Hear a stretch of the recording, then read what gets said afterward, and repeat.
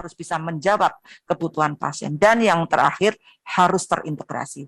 Sejak masyarakat datang, pasien datang di puskesmas, mendapatkan pelayanan sampai dengan pulang, UKP, UKM, adminnya, itu semuanya harus terintegrasi. Nah, itu baru kita bisa mengatakan pelayanan kesehatan kita adalah pelayanan kesehatan yang bermutu. Ya, kemudian Bapak-bapak dan Ibu-ibu sekalian, bicara tentang, ini kenapa balik? Ya, kita bicara tentang indikator mutu, juga sudah ada beberapa tahapan yang dilakukan karena pengembangan dari indikator mutu ini juga mengacu pada regulasi-regulasi yang ada. Ya, jadi salah satunya regulasi yang dijadikan acuan pada penyusunan indikator mutu ini adalah PMK 7 nomor 2021 ya, khusus untuk puskesmas. Kemudian juga kita juga mengacu pada akreditasi rumah sakit. Kemudian yang sekarang sedang dipersiapkan rancangan peraturan Menteri Kesehatan sebagai penyempurnaan dari PMK 46 tentang akreditasi puskesmas, klinik, laboratorium kesehatan dan UTD, di mana untuk pasca akreditasi pelaporan indikator mutu merupakan bagian dari proses pelaporan yang harus diintegrasikan oleh teman-teman puskesmas. Demikian juga untuk pelaporan insiden keselamatan pasien. Ya, jadi tidak hanya akreditasi, tetapi tidak hanya tentang bagaimana teman-teman menindaklanjuti rekomendasi hasil survei akreditasi, tetapi bagaimana kemudian pelaporan terhadap insiden keselamatan pasien, pelaporan terhadap pencapaian terhadap indikator mutu ini juga merupakan bagian dari regulasi yang dibangun di dalam penyempurnaan PMK 46. Ya, berikutnya tentang ini tentang indikator mutu itu sendiri ya. Jadi Bapak-bapak dan Ibu-ibu sekalian, untuk teman-teman puskesmas kan ada 6 indikator. Kenapa ini perlu diukur? Sekali lagi, kita tidak bisa mengatakan pelayanan kesehatan kita bermutu kalau tidak ada tolak ukurnya. Ini menjadi kata kunci. Tetapi dengan pengukuran indikator mutu ini merupakan bagian dari kepentingan transparansi publik. Masyarakat bisa tahu mana pelayanan yang bermutu dan tidak, karena ada indikator-indikator yang bisa tergambarkan secara transparan. Dan ini juga dengan pengukuran indikator mutu ini juga menjadi bagian dari benchmarking ya. Kita bisa ngerti ini mana puskesmas yang success story-nya baik, upaya peningkatan mutunya itu berhasil gitu. Kita bisa belajar bersama gitu ya, ke sana gitu. Karena itu menjadi terukur ya. Intervensi-intervensi yang menjadi terarah sehingga indikator mutunya capaiannya menjadi baik. Ya, jadi sekali lagi Bapak-bapak dan Ibu-ibu sekalian, integrasi antara akreditasi, pengukuran indikator mutu, dan kemudian nanti akan ditambahkan dengan pelaporan insiden keselamatan pasien, mudah-mudahan bisa mendorong secara konsisten upaya-upaya peningkatan mutu yang harus dilakukan seluruh pasienkes yang ada. Dan untuk indikator mutunya itu sendiri, slide berikutnya, saya kira ini slide-slide yang terakhir, ada 6 indikator yang untuk teman-teman puskesmas. Pak Taufik dan kawan-kawan sudah melakukan uji coba, sudah sosialisasi cukup masif, sistem informasinya sudah dipersiapkan, dan ini menjadi dari 6 indikator mutu untuk puskesmas, indikator nasional mutu ini, 4 indikator diantaranya merupakan indikator generik yang diukur oleh seluruh fasilitas pelayanan kesehatan. Tentang kepatuhan kebersihan tangan, kepatuhan penggunaan APD, identifikasi pasien, kepuasan pasien, ini diukur oleh seluruh pasienkes, rumah sakit, lab, UTD, termasuk FKTP. Dan yang kedua yang spesifik, dan ini mendukung program-program prioritas nasional, yaitu tentang keberhasilan pengobatan pasien TB untuk semua kasus sensitif obat, dan yang kedua adalah tentang ANC. Ya, saya kira itu yang saya sampaikan kepada Bapak-bapak dan Ibu-ibu sekalian tentang bagaimana penerapan tata kelola mutu dan konsep mutu yang perlu dilakukan oleh teman-teman puskesmas. Mudah-mudahan bisa dilaksanakan secara baik dan secara konsisten untuk sekali lagi mendorong puskesmas secara masif melakukan upaya peningkatan mutu. Terima kasih dan wassalamualaikum warahmatullahi wabarakatuh. Izin Bu Hanum, di layar sudah terlihat beberapa pertanyaan Bu Hanum. Iya, terima kasih. Nanti ada beberapa hal kaitannya dengan kebijakan ya Pak Taufik ya, nanti mungkin mohon bisa ditambahkan ya. Jadi dari PD ya, PD Jaya. tidak dianggarkan lagi dana untuk pembinaan mutu internal untuk TPCB. Melalui Room Chat ini kami sampaikan bahwa bila pusat tidak dikucurkan untuk pembinaan, maka kemungkinan besar untuk tidak dapat TPCB tidak dilaksanakan karena tidak ini apalagi refocusing masih harus dilakukan. Jadi besar harapan kami supaya Kemkes menganggarkan anggaran NF untuk TPCB ya. Jadi ini nanti kita jawab bersama Pak Taufik apakah dimungkinkan untuk melakukan upaya-upaya di tingkat pusat. Tapi semangatnya tadi ya, kalau kita dipahamkan bersama bagaimana seluruh peran stakeholder yang ada bisa meyakinkan kabupaten, kota, provinsi terkait dengan proses-proses pembinaan yang ada, mudah-mudahan nanti ada dukungan yang konkret dari kabupaten, kota juga gitu ya. Jadi tidak semuanya menggantungkan diri dari kucuran dari pusat. Penerapan mutu pelayanan dan program mutu membutuhkan biaya yang cukup besar pada awalnya. Apakah pusat mengalokasikan anggaran peningkatan mutu? Jadi sejauh ini kan yang dipersiapkan oleh pusat kan ada DAK NF, walaupun ada juga DAK fisik ya.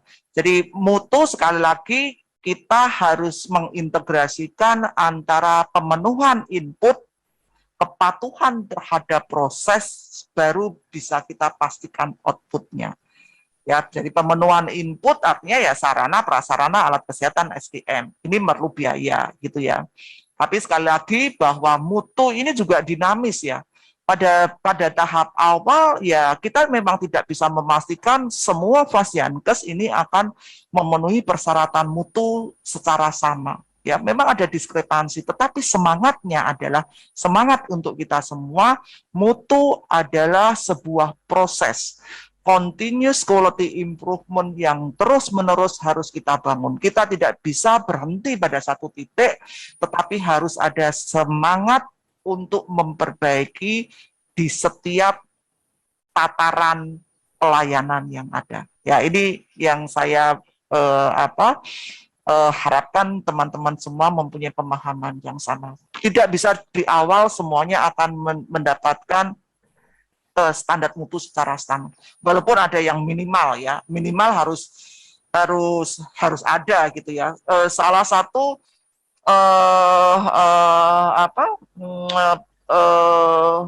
perizinan yang merupakan bagian dari perizinan ya, yang sekarang di dalam PP berapa Pak? 5 ya, tentang perizinan itu ya itu adalah pemenuhan input ya. Pemenuhan input itu merupakan bagian dari standarisasi mutu yang paling minimal. Proses-proses registrasi itu adalah merupakan bagian sebetulnya pemenuhan terhadap persyaratan mutu. Ya, itu mungkin tambahan saya. Kami dari Puskesmas kami mohon ada supervisi dari tim mutu minimal per semester. Nah, ini kalau ini merupakan kewajiban kami ya untuk Pak Taufik dan kawan-kawan untuk melakukan monitoring, evaluasi, tapi diinginkan ini untuk sharing dan melihat apa saja yang menjadi kendala tim mutu di Puskesmas agar kami bekerja tidak bingung dan tetap semangat. Karena seringkali merasa bingung mulai dari mana dan apa selanjutnya yang harus dilakukan ya. Jadi nanti supervisi ini tidak saya mudah-mudahan ya tidak hanya selalu secara onsite gitu ya, tapi bisa juga nanti dengan upaya-upaya komunikasi secara virtual, pertemuan-pertemuan yang ada, karena sekarang salah satu manfaat pandemi yang kita dapatkan ini kita sekarang mempunyai media komunikasi yang cukup efektif ya. Dengan Zoom yang dilaksanakan setiap saat dengan jangkauan yang tidak terbatas ya. Ini saya kira nanti bisa menjadi salah satu bagian dari upaya-upaya untuk memahamkan mutu terhadap teman-teman yang ada di Puskesmas. Apa ada saran pelatihan yang cocok untuk memotivasi teman-teman agar standar mutu? Saya kira Pak Taufik dan kawan-kawan sudah mempersiapkan hal-hal tersebut ya, dan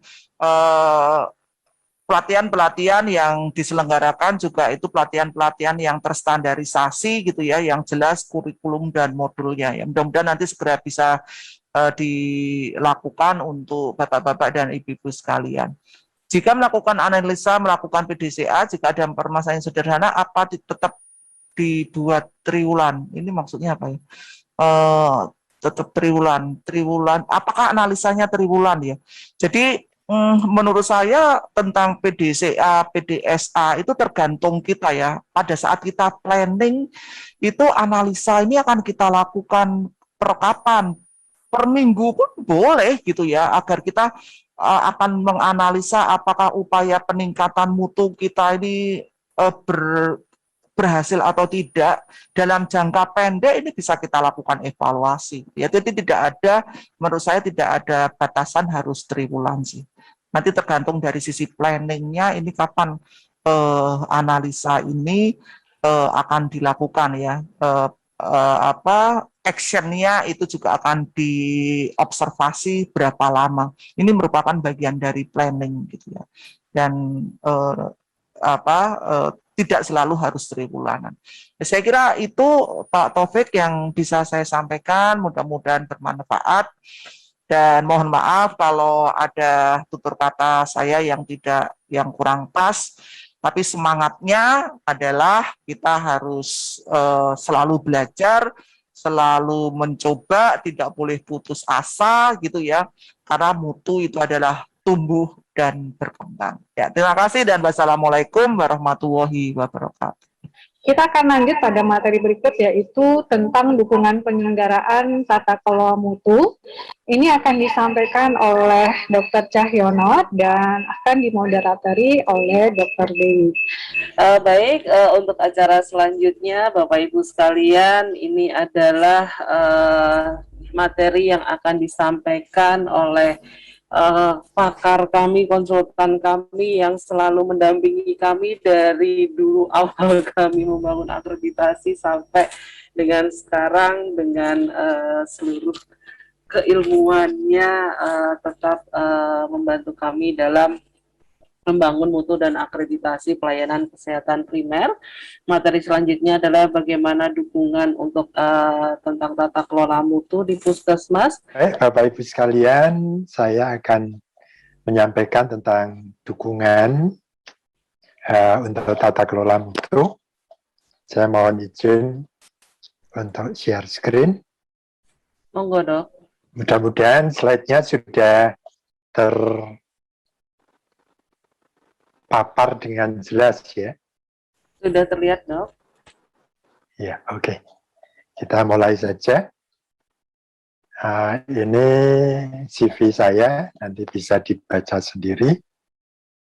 Kita langsung ke materinya ya.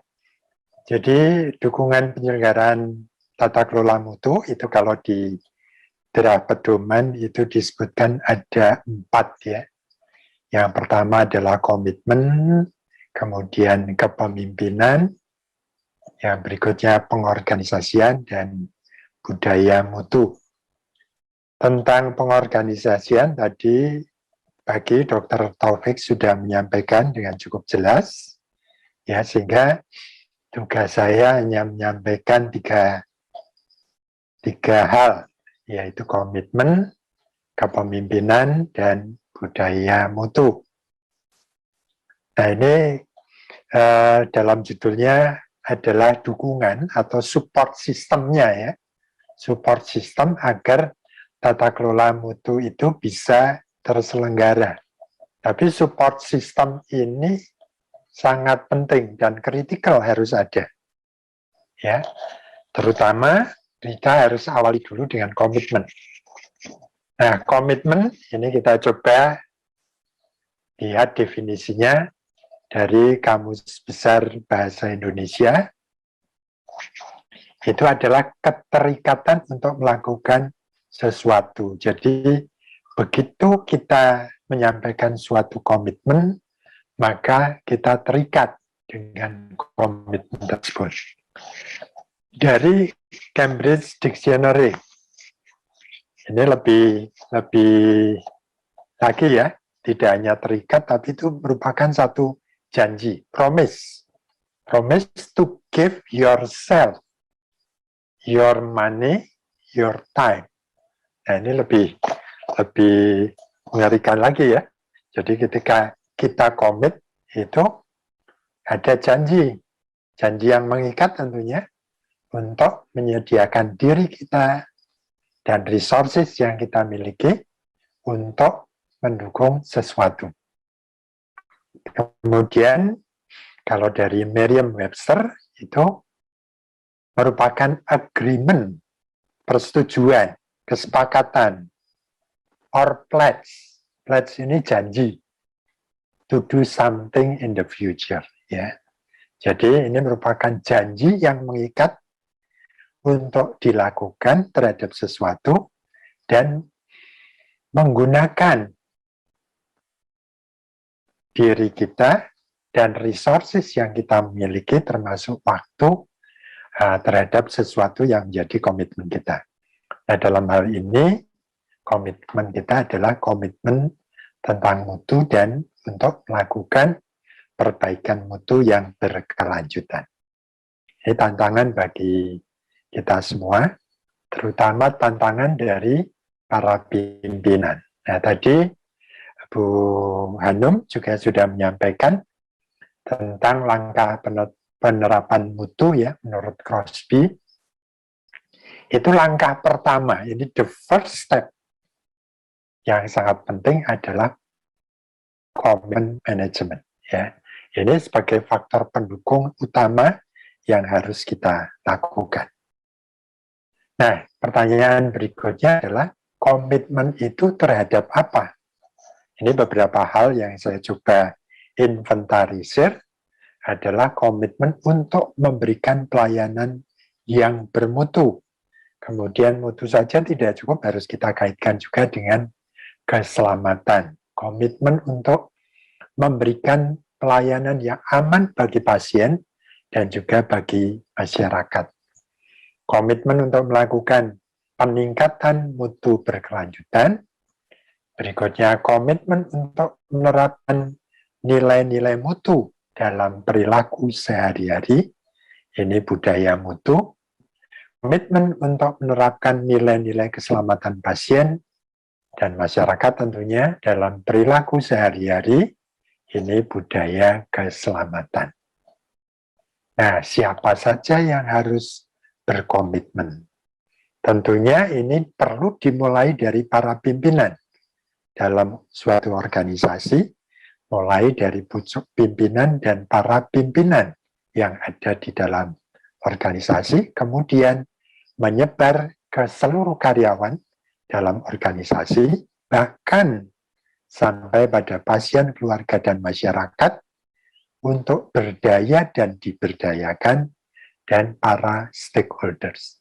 Jadi upaya untuk meningkatkan mutu ini merupakan tanggung jawab bersama.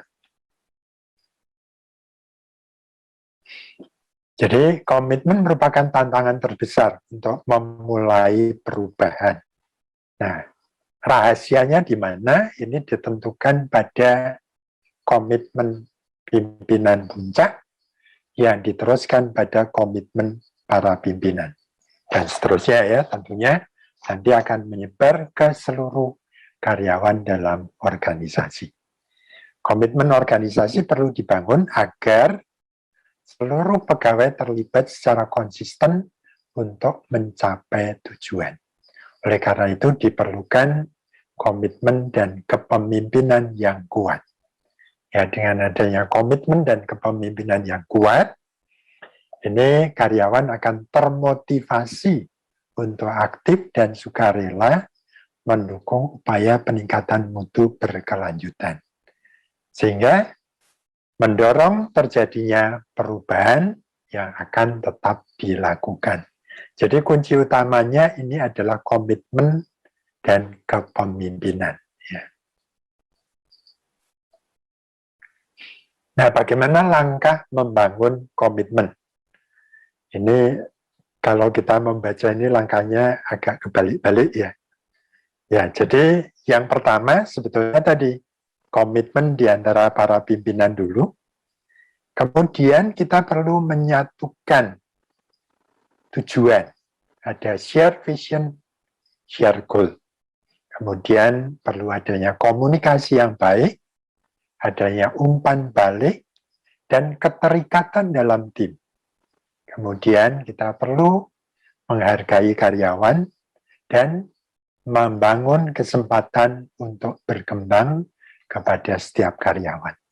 Baik itu perkembangan kompetensi maupun perkembangan untuk berinovasi. Ini kelihatannya mudah untuk diucapkan, tapi implementasi ini perlu kita lakukan secara bertahap ya. Dan kembali lagi saya ingatkan, ini dasarnya adalah atau kunci utamanya adalah komitmen dari para pimpinan. Nah, kita lanjutkan, kita bicara tentang kepemimpinan. Saya awali dulu dengan definisi ya. Nah, ini kalau kita membaca dari atau googling ya, ini terjadi perkembangan tentang pengertian kepemimpinan. Kalau kita lihat dari literatur yang lama, misalnya dari Jim Collins dan juga dari kamus, ini leadership adalah art of getting people to do what must be done. Ya. Leadership adalah the action of leading a group of people or an organization. Ini pengertian yang biasa kita ketahui gitu ya. Nah, kalau kita membaca dari artikel-artikel yang sekarang, antara lain ini dari Malala ya, leadership is inspiring and motivating. Jadi leader ini harus bisa memotivasi dan bisa memberikan inspirasi kepada kelompok karyawan. Kemudian yang lain ini, a leader is a person that convince, facilitate, and replace themselves. Nah ini yang menarik. Menggantikan dirinya untuk membentuk para pimpinan segera mungkin. Jadi mesti terjadi Jadi seorang leader ini harus bisa memfasilitasi dan membentuk para pimpinan yang ada di bawahnya. Kemudian sebagai leader kita perlu untuk berpikir tentang bagaimana kita berkomunikasi ya dengan anak buah kita, dan harus bisa memahami bagaimana memanfaatkan teknologi. Ya. Nah, esensi dari leadership ini kalau kita baca dari International Healthcare Improvement tahun 2021, esensinya adalah bisa mendorong terjadinya peningkatan atau perbaikan mutu pelayanan kesehatan dan keselamatan pasien, yang pertama. Kemudian memimpin organisasi dan memimpin untuk terjadinya transformasi dalam organisasi. Dengan tujuan apa? Better health, better care, at lower cost. Ya. Nah, kita mengetahui dewasa ini lingkungan kita itu sangat cepat berubah dan terjadi disrupsi. Ya, apalagi dengan perkembangan teknologi 4.0 dan juga masa pandemi sekarang ini. Sehingga yang pertama itu seorang leader itu harus bisa mengidentifikasi secara jelas kapan perubahan itu terjadi dan memahami karakteristik dari perubahan itu. Itu yang pertama. Kemudian yang kedua, dengan memahami itu, maka bisa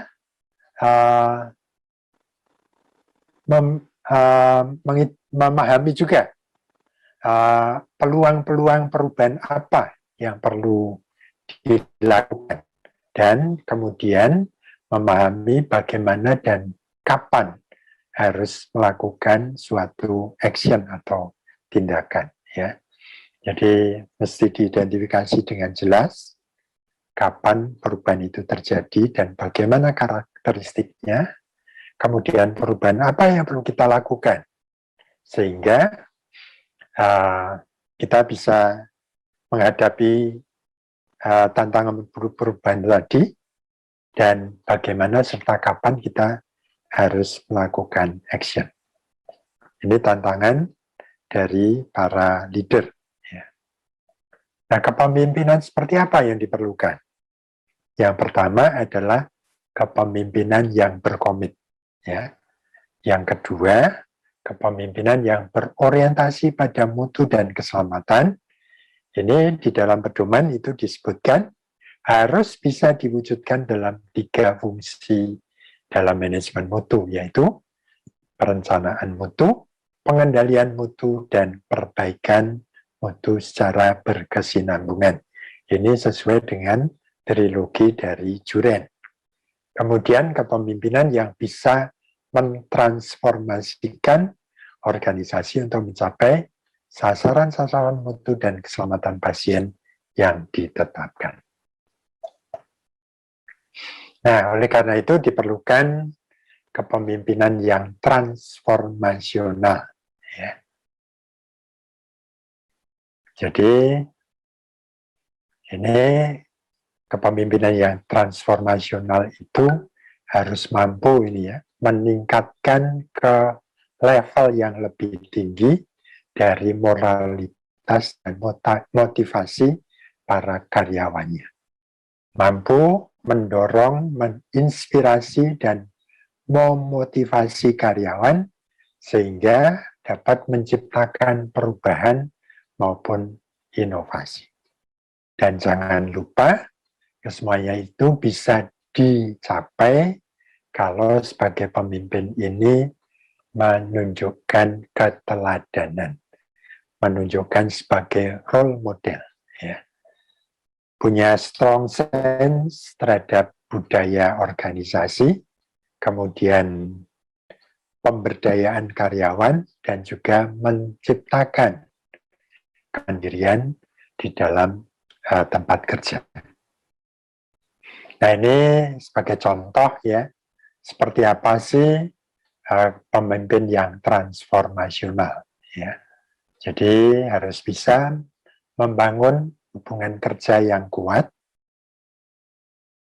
bisa mempengaruhi, ya, kemudian bisa membawa antusiasme dan motivasi, mendorong pembelajaran dan menstimulasi kreativitas, dan harapannya itu mengurangi terjadinya turnover karyawan.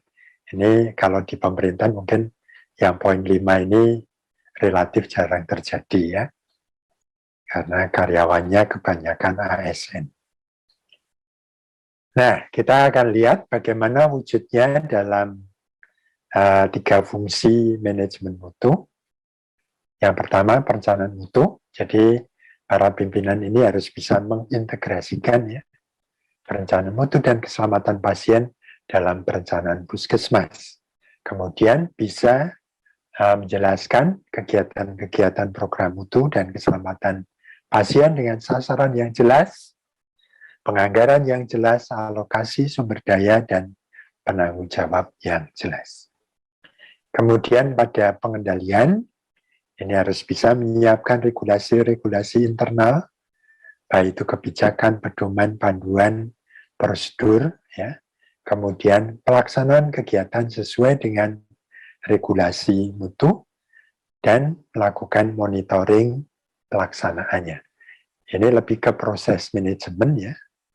Nah, upaya perbaikan mutu berkelanjutan, ini keterlibatan pimpinan dalam mendorong untuk dilaksanakannya perbaikan mutu berkelanjutan, mulai dari identifikasi masalah, analisis masalah, dan tindak lanjutnya, baik melalui siklus PDCA dan PDSA. Nah, ini perlu kepemimpinan transformasional sehingga bisa mentransformasikan organisasi untuk berkomitmen, berinovasi di dalam upaya-upaya perbaikan mutu. Kita lanjutkan dengan budaya mutu dan keselamatan pasien. Nah, kalau kita berbicara tentang budaya, ini mesti kita awali dari value, tata nilai yang dijunjung tinggi oleh organisasi itu, ya. Dan kemudian kita perlu penekanan terhadap nilai-nilai tersebut dalam bentuk perilaku. Jadi tata nilai ini mewarnai perilaku dalam organisasi, perilaku setiap karyawan dalam organisasi dalam mewujudkan visi atau tujuan yang akan dicapai.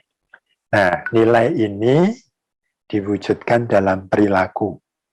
Itu belum menjadi budaya. Kapan nilai itu diwujudkan dalam bentuk perilaku menjadi budaya mutu? Ketika nilai-nilai tersebut secara konsisten terbiasa dilakukan di dalam perilaku oleh karyawan dalam organisasi tersebut. Ya. Jadi perlu adanya pembiasaan. Ya, kita bisa karena biasa. Kapan bisa biasa? Itu karena pembiasaan. Nah, budaya mutu adalah sistem nilai atau sistem tata nilai yang menghasilkan lingkungan organisasi yang kondusif untuk diterapkan peningkatan mutu yang berkelanjutan ini secara konsisten. Budaya mutu, kalau dari Coates dan Davis ini menyebutkan unsur-unsurnya adalah tata nilai, tradisi, prosedur, ekspektasi yang mendukung mutu.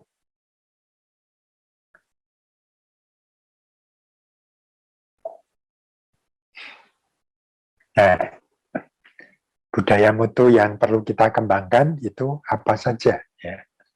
Nah, budaya mutu yang menciptakan lingkungan kerja yang bersifat terbuka dan partisipatif, ini dapat menerima dan membagikan ide dan praktek yang baik, menghargai pendidikan, pembelajaran, dan penelitian. Kemudian budaya tidak menyalahkan, budaya pembelajaran, budaya perilaku yang adil, dan budaya pemberdayaan. Ini pernah saya sampaikan pada waktu kita membahas tentang budaya keselamatan pasien. Jadi budaya mutu dan keselamatan pasien ini terintegrasi ya, mesti kita laksanakan bersama dalam pelayanan kesehatan di Pasienkes, khususnya di puskesmas. Nah, kita akan pelajari sekarang karakteristik lingkungan kerja yang berbudaya mutu.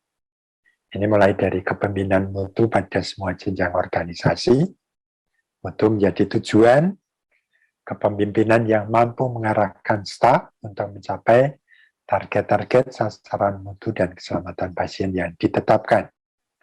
Dan kepemimpinan tadi yang mampu mendorong staf, memotivasi staf, ya, mendorong untuk terjadinya inovasi dan kreativitas, mendorong untuk adanya independensi pada karyawan. Ya. Kemudian yang kedua, keterbukaan.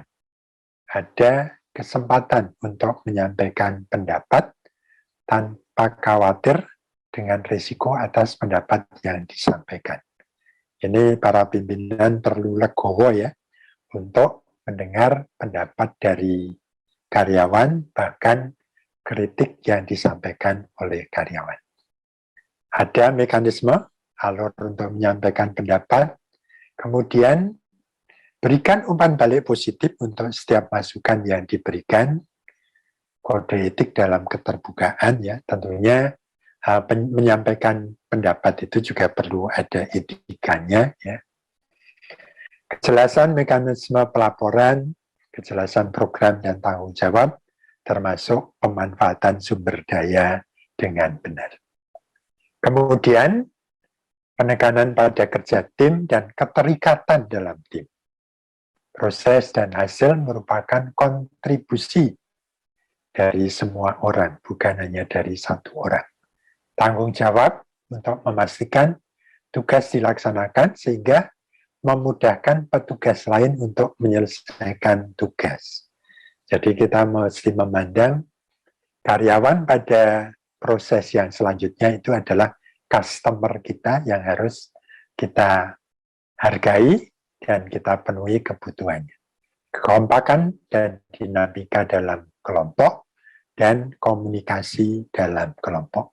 Meskipun kita tidak kita juga menyadari bahwa bisa saja terjadi gesekan-gesekan, problem-problem relasi di dalam kelompok.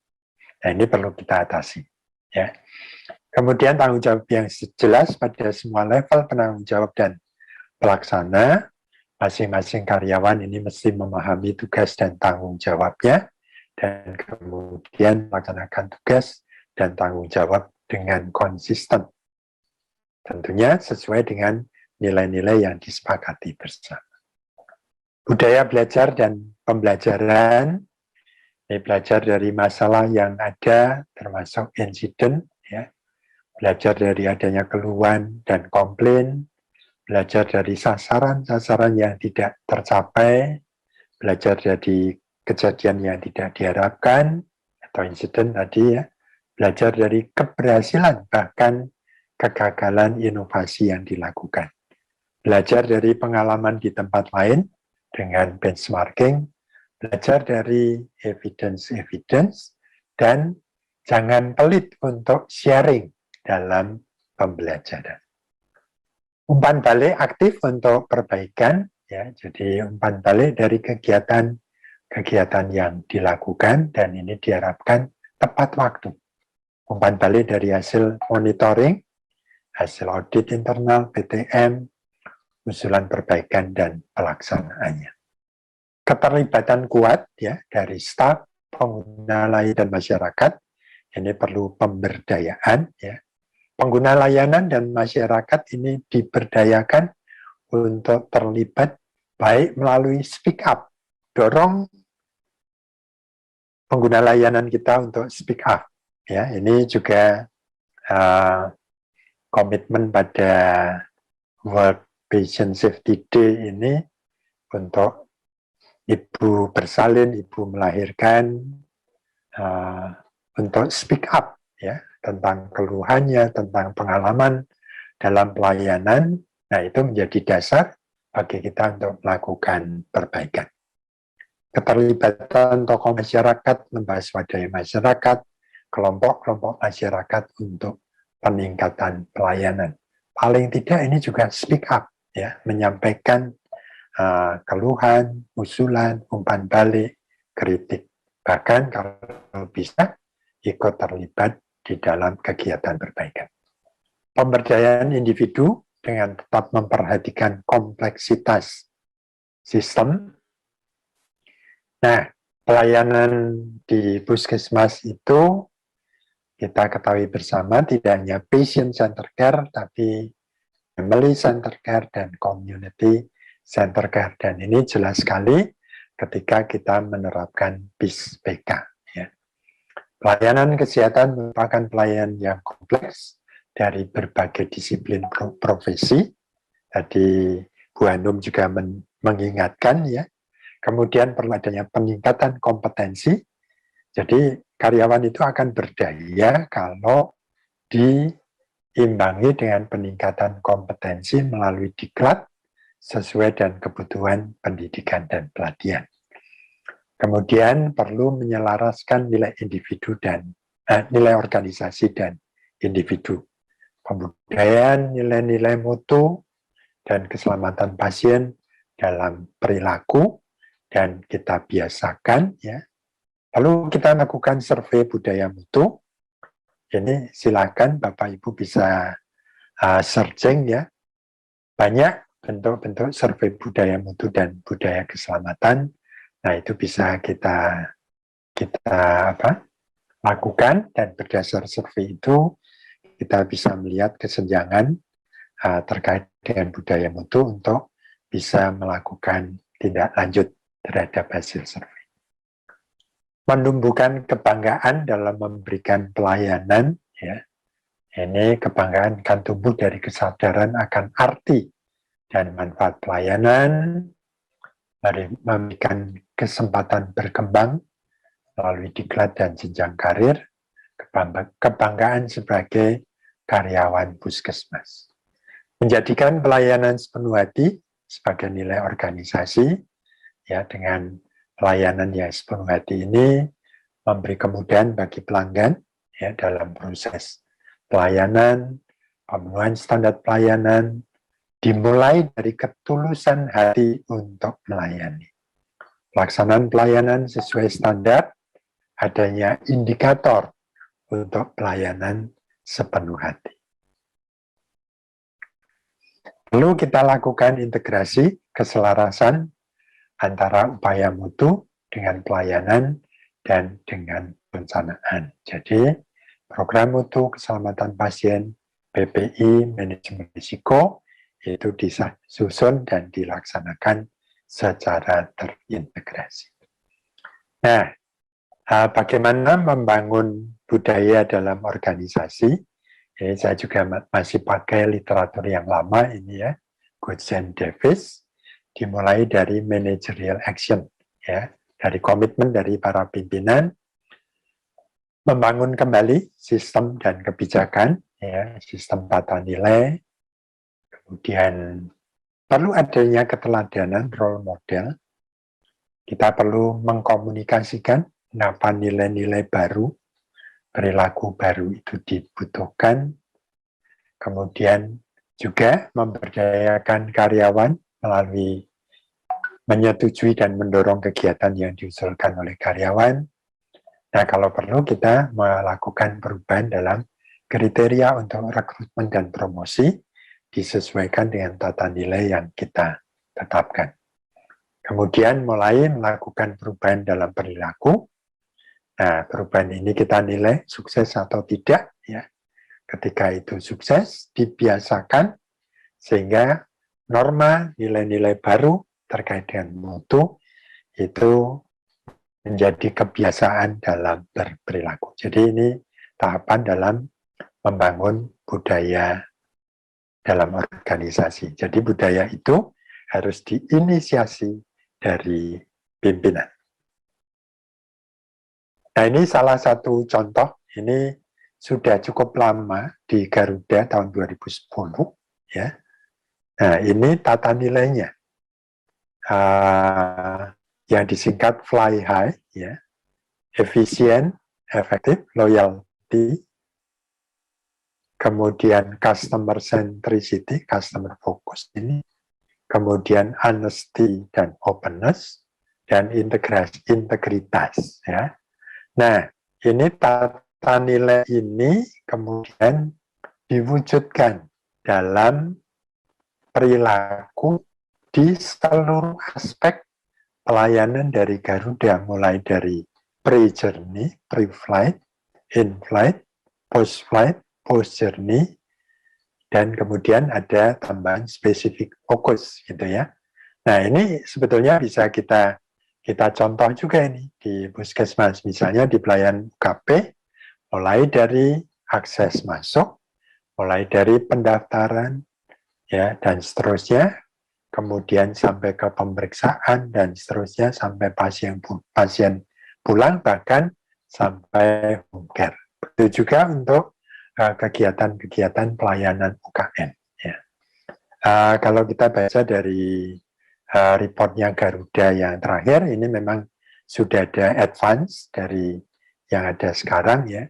Jadi ini saya lihat dari presentasi Garuda pada tahun 2010, dan ini ternyata berhasil membawa Garuda itu menjadi 5 star, ya, dalam Skytrack.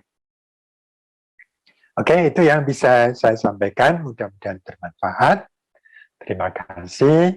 Wassalamualaikum warahmatullahi wabarakatuh. Richard, ada satu pertanyaan dok dari Bapak Agus Dian dari Puskesmas Dasan Agung Mataram.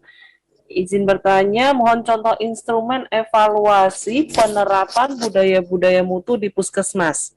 Demikian. Ya, oke. Jujur ini saya belum punya ya.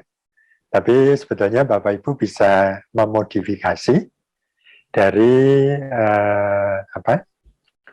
dari yang ada di internet ya. Banyak sekali contoh-contoh survei atau evaluasi tentang budaya mutu. Kita coba untuk kita konversi untuk menilai di Puskesmas. Dan itu sebetulnya merupakan upaya inovasi dan kreativitas dari Bapak Ibu sekalian ya. Jadi masih terbuka, dan kalau tidak salah di pedoman tata kelola ini juga belum ada ya, Bu Dewi ya. Ya. Yeah. Ini perlu inovasi, kreativitas dari teman-teman semua ya. Oke. Bagaimana mengatasi kesenjangan budaya mutu para tenaga Nusantara Sehat dan pegawai di Puskesmas yang kadang dengan keragaman latar belakang pembekalan program dan kinerja menjadikan hal yang perlu diperjuangkan oleh Puskesmas agar tetap dilakukan kesinambungan mutu pelaksanaan kegiatan di Puskesmas. Terima kasih, Dok. Ini satu pertanyaan yang sangat bagus ini ya. Ini tenaga Nusantara Sehat itu kan tenaga yang dikirimkan ke Puskesmas tersebut ya. Itu memang mungkin terjadi friksi ya, karena dari mereka membawa latar belakang masing-masing ya, dengan tata nilai yang berbeda mungkin dengan tata nilai yang sudah berlaku di Puskesmas. Nah, cara mengatasinya bagaimana? Nah, ini peran kepemimpinan ya, peran dari kepala Puskesmas dan para pimpinan yang ada di dalam organisasi. Nah, cara yang bisa dilakukan bagaimana? Yang pertama, kita mesti mengeksplor dulu, ya, melakukan eksplorasi terhadap teman-teman dari Nusantara Sehat yang dari berbagai latar belakang, kita tampung aja semuanya. Kemudian kita pelajari dari tata nilai yang mereka bawa. Kemudian kita perlu mendiskusikannya juga dengan para pimpinan di Puskesmas. Kemudian kita melakukan briefing pada teman-teman tenaga Nusantara Sehat tersebut. Ya.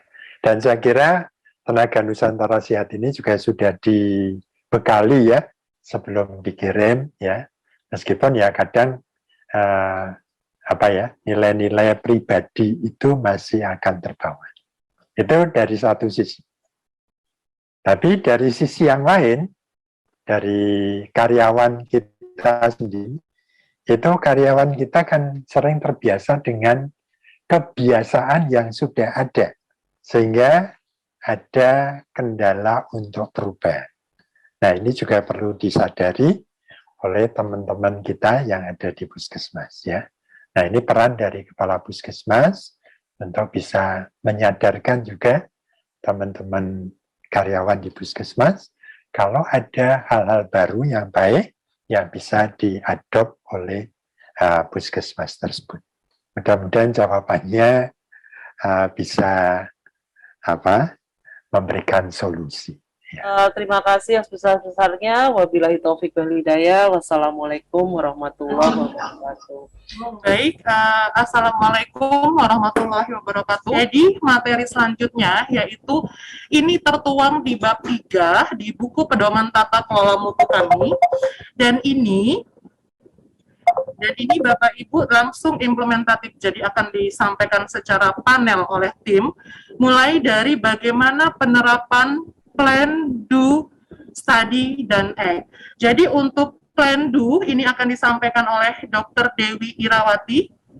Baik, terima kasih banyak Bapak Ibu sekalian. Rangkaian acara pada hari ini kita lebih ke arah bagaimana mengupas tuntas untuk pelaksanaan mengenai tata kelola mutu di Puskesmas. kita lebih untuk bagaimana pelaksanaan PDSA-nya. Jadi secara siklus PDSA di dalam tata kelola mutu di Puskesmas ini kita menggambarkan seperti beberapa lingkaran, di mana lingkaran PDSA secara besarnya Plan Do Study Action itu adalah suatu lingkaran yang tidak terputus, yang dilakukan oleh teman-teman tim mutu internal di bawah koordinasi dari penanggung jawab mutu di dalam suatu struktur organisasi Puskesmas. Kemudian ada lingkaran Plan Do Study Action yang masing-masing lingkaran-lingkaran kecil PDSA itu yang dilaksanakan di masing-masing unit pelayanan di Puskesmas yang nantinya bersinggungan dibahasnya di dalam studinya di dalam untuk lingkaran PDSA secara besar. Nah, untuk kali ini kita mengawali dengan bagaimana step atau tahap perencanaan. Di dalam tahap perencanaan kegiatan mutu ini sebenarnya kita tidak terlalu jauh menyimpang atau hampir sama dengan perencanaan di dalam manajemen Puskesmas. Di dalam melakukan perencanaan kegiatan-kegiatan mutu dalam Puskesmas, itu tetap kita mengacu pada standar indikator mutu yang kita tetapkan. Jadi nanti indikator mutu itulah yang nantinya akan menjadi goals bagi teman-teman untuk pencapaian targetnya. Perencanaan kegiatan apa saja yang harus disusun. Nah, step dalam perencanaan ini kita mengawali dengan kita harus bisa mengumpulkan data-data yang ada, baik itu data-data updating, regulasi, peraturan, pedoman, juknis yang ada, dan data-data kinerja, baik itu kinerja pelayanan, kinerja PPI, kinerja SKP, SPM, dan sebagainya. Dan kemudian setelah kita mulai mengumpulkan data, kita mulai menetapkan tujuan untuk kegiatannya, kita akan mencapai tujuannya seperti apa, apakah kita akan memperbaiki masalah atau membuat solusi dari masalah yang ada, atau kita meningkatkan mutu, melihat potensi-potensi peluang untuk kinerja kita bisa ditingkatkan. Kemudian kita mulai melakukan identifikasi akar penyebab masalah dan merencanakan solusi untuk pemecahan masalah tersebut.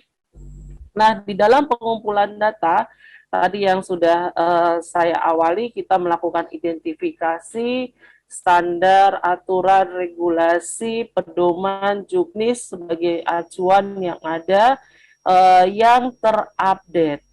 Kalau untuk peraturan-peraturan terkait dengan peraturan teknis dari Kementerian Kesehatan, teman-teman Bapak Ibu sekalian bisa mengaksesnya ke website Biro Hukum dan Organisasi Kementerian Kesehatan. Namun untuk pedoman-pedoman juknis terkait dengan pelayanan itu ada di dalam pedoman-pedoman maupun juknis terbaru yang dikeluarkan oleh Kementerian Kesehatan dari program-program yang terkait.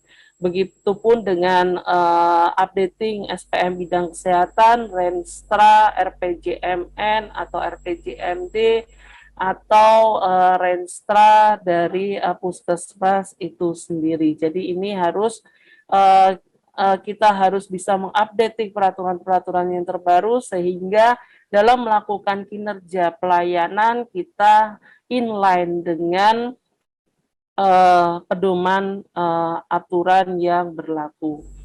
Ini di dalam buku pedoman ini kami berikan contoh-contoh format bagaimana nanti teman-teman dalam melakukan rekapitulasi updating untuk pedoman maupun aturan yang terbaru, baik dari kita membedakan dari lingkup mutunya di mana, kemudian acuan yang digunakan dari standar KIA, UKM, UKP, sumbernya dari mana saja yang terupdate. Ini dari manajemen resikonya, kemudian ruang lingkupnya untuk standar manajemen resiko apa saja, pedomannya itu berasal dari mana. Ini contoh ini kami sampaikan juga di dalam buku pedoman. Kemudian yang kedua, langkah selanjutnya adalah kita mulai mengumpulkan sumber-sumber data yang ada. Kita mulai mereview hasil kinerja pelayanan yang telah kita kerjakan, baik dari kita bisa melihat laporan hasil pengukuran indikator mutu, kemudian laporan hasil temuan-temuan audit di dalam audit internal dan rapat tinjauan manajemen atau laporan insiden keselamatan pasien dan penilaian-penilaian resiko serta bagaimana kita melihat potensi adanya resiko.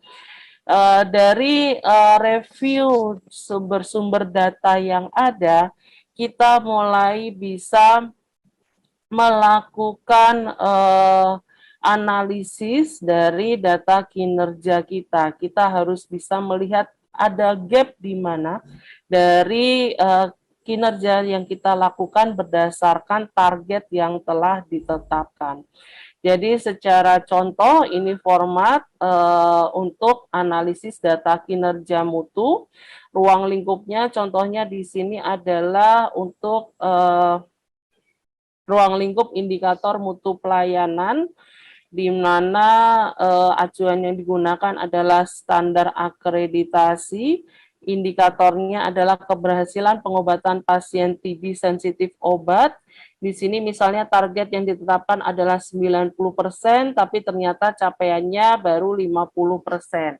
Sehingga ada gap untuk capaian itu 40%. Jadi ini kita melakukan analisis hasil dari data kinerja mutu pelayanan yang telah kita lakukan. Setelah kita mendapatkan gap masalah berdasarkan dari analisis data kinerja, baru kita menetapkan tujuan, kita melakukan prioritasi dari masalah-masalah yang telah kita temukan. Nah, metode untuk melakukan prioritasi kami tidak membatasi mau menggunakan metode yang mana. Di sini ada USG, skala Likert, 3H1P atau metode-metode yang lainnya, dipersilahkan untuk nanti teman-teman dalam mengacu yang mana sepanjang metode itu dapat dipertanggungjawabkan. Kemudian untuk setelah kita melakukan prioritasi dari masalah, kemudian dari masalah yang kita prioritaskan, kita lakukan pencarian identifikasi akar penyebab masalah. Pada waktu manajemen risiko kita semua diajarkan oleh Dr. Cahyono itu menggunakan konsep why. Jadi why selalu dipertanyakan sampai why yang tidak bisa dijawab kembali, itulah akar masalah yang ada. Dan di dalam menggunakan metode untuk mencari atau mengidentifikasi akar penyebab masalah, kita juga tidak membatasi, silakan mau menggunakan fishbone atau mau menggunakan problem tree atau pohon untuk pencari akar penyebab masalah. Kalau kita menggunakan fishbone, ini memang ada beberapa mekanismenya. Kita melihat dari berbagai ruang lingkup, metode, material, money, environment, faktor lingkungan fisik, biologis, dan sebagainya. Dari beberapa ruang lingkup itu dipertanyakan masalah identifikasi masalahnya yang ada seperti apa, kemudian dengan prinsip why itu dipertanyakan sampai ketemu akar penyebab masalahnya seperti apa. Setelah kita menemukan akar penyebab masalahnya yang dominan, kemudian kita mulai mencari alternatif solusi untuk pemecahan masalah yang ditemukan. Dalam melakukan mencari untuk alternatif solusi untuk pemecahan masalah, ini format yang kita sampaikan di dalam pedoman, contohnya itu akar penyebab dominan masalah yang kita temukan itu apa. Kemudian dari akar penyebab masalah setelah kita identifikasi, kita mulai mencari kira-kira alternatif kegiatan yang bisa dilakukan itu apa saja. Nah, dari situ kita mulai melihat, mulai melakukan skala uji coba untuk melakukan kegiatan alternatif solusi penyebab masalah tersebut. Kita membutuhkan waktu berapa lama dalam kita melakukan kegiatan itu, dan level kesulitannya itu ada di level yang mana. Setelah kita mengetahui level kesulitan kita ada di mana, baru kita mulai menganalisis kira-kira kegiatan yang kita tetapkan untuk alternatif solusi pemecahan masalah itu bisa diimplementasikan atau tidak. Kemudian setelah kita menganalisis untuk kegiatan-kegiatan alternatif untuk solusi pemecahan masalah yang kira-kira bisa kita implementasikan, baru kita susun untuk kerangka perencanaan kegiatannya dari segi 5W1H. Kenapa dilakukan kegiatan itu, kemudian bagaimana mekanisme pelaksanaan kegiatannya, sasarannya siapa, kapan dilakukannya, di mana tempat dilakukannya, siapa penanggung jawabnya, dan membutuhkan biaya berapa banyak. Serta sumber biayanya juga direncanakan berasal dari mana. Nah, setelah dari kita menyusun rencana kegiatan yang telah kita susun tadi, mana saja kegiatan yang bisa diimplementasikan, itu goals-nya adalah untuk mencapai target dari indikator mutu yang telah ditetapkan. Nah, apa itu indikator mutu? Saya rasa dari kemarin kita sudah mensosialisasikan untuk indikator mutu nasional puskesmas maupun indikator mutu untuk puskesmas. Secara definisi, indikator mutu pelayanan kesehatan itu adalah tolok ukur yang dilakukan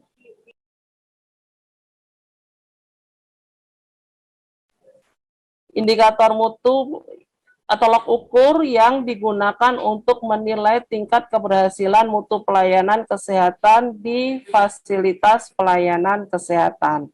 Dan tujuannya adalah antara lain untuk menilai upaya peningkatan mutu untuk kita bisa melihat